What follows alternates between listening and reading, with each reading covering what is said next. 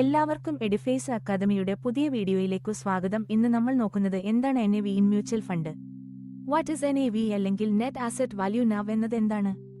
നമ്മൾ മ്യൂച്വൽ ഫണ്ടിൽ നിക്ഷേപിക്കുന്ന തുക അസറ്റ് മാനേജ്മെന്റ് കമ്പനി നമ്മൾ നിർദ്ദേശിച്ച സ്കീമിന്റെ അല്ലെങ്കിൽ ഫണ്ടിന്റെ യൂണിറ്റ്സ് ആയിട്ടാണ് തരുന്നത്. ഈ യൂണിറ്റ്സ് ഇന്റെ വിലയാണ് അല്ലെങ്കിൽ അന്നത്തെ മൂല്യമാണ് നെറ്റ് ആസറ്റ് വാല്യൂ എന്നത്.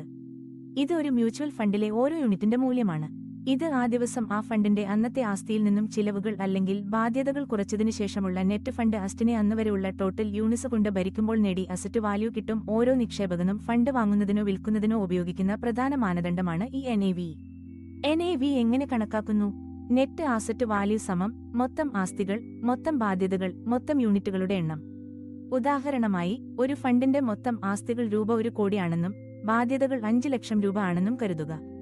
ആ ഫണ്ടിന് 9.5 ലക്ഷം യൂണിറ്റുകൾ ഉണ്ടെങ്കിൽ NAV സമം 1 കോടി 5 ലക്ഷം 9,50,000 സമം 10 രൂപ.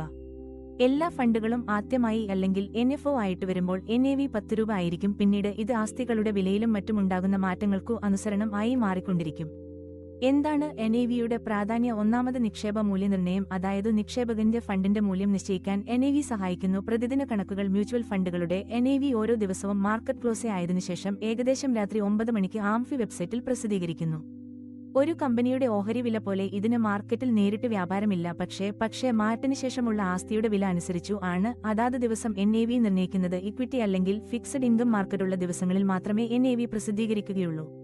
ഫണ്ട് തിരഞ്ഞെടുക്കുന്നതിൽ NAVയേക്കാൾ കൂടുതൽ നമ്മൾ നോക്കേണ്ടുന്നത് ഫണ്ടിന്റെ മറ്റു കാര്യങ്ങൾ. അന്ന് ഒരേ കാറ്റഗറിയിൽ ചിലപ്പോൾ 10 രൂപ NAV ഉള്ളതും 100 രൂപ NAV ഉള്ളതുമായ ഫണ്ടുകൾ ഉണ്ടാകാം. NAV കുറഞ്ഞ ഫണ്ട് കൂടുതൽ റിട്ടേൺ തരും എന്ന ഒരു തെറ്റിദ്ധാരണ നിക്ഷേപകർക്കുള്ളിലുണ്ട്. ഇത് ശരിയല്ല. ഫണ്ടിന്റെ റിട്ടേൺ വരുന്നത് മറ്റു ഘടകങ്ങൾ വഴിയാണ്. ആയതിനാൽ NAV നോക്കി ഫണ്ടിൽ നിക്ഷേപിക്കാതെ ഫണ്ടിന്റെ ഫണ്ടമെന്റൽസ് ഏതെങ്കിലും റിസർച്ച് വെബ്സൈറ്റിൽ നിന്നോ നിങ്ങളുടെ അഡ്വൈസറിൽ നിന്നോ അറിഞ്ഞു പഠിച്ചതിനു ശേഷം മാത്രം നിക്ഷേപിക്കുക.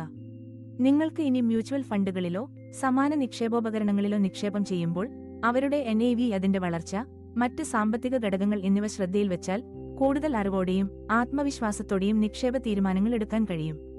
ഒരേ ഫണ്ടിന് തന്നെ നിരവധി NAV ഉണ്ടാകും, അതായത് ഡയറക്റ്റ് NAV, റെഗുലർ NAV, ഇതിൽ ഗ്രോത്ത് ഓപ്ഷൻ, ഡിവിഡൻഡ് ഓപ്ഷൻ തുടങ്ങി നിരവധി ഉണ്ടാകും. ആയതിനാൽ നിക്ഷേപിക്കുന്നതിന് മുമ്പായി ഓപ്ഷൻസും മറ്റും നോക്കി ചൂസ് ചെയ്യുക. വീഡിയോ ഇഷ്ടപ്പെട്ടെങ്കിൽ ചാനൽ സബ്സ്ക്രൈബ് ചെയ്തു വീഡിയോ ലൈക്ക് ചെയ്ത് സുഹൃത്തുക്കൾക്ക് ഷെയർ ചെയ്യുക. നന്ദി, നമസ്കാരം.